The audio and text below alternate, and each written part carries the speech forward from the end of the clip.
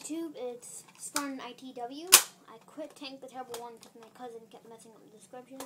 I'm gonna give my first modded gun. I know it looks like like any other one, like the green one especially. It's actually different. This one, when you reload it, it goes straight forward, no matter, even if you don't want it to.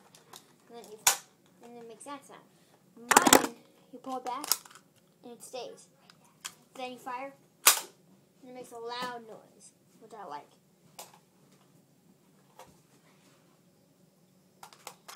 So yeah, that's pretty cool. It's good. It's good reloading time. Not the best, but it's okay. It's better. And it's fine. Okay, well, this has been Spartan ITW, and goodbye.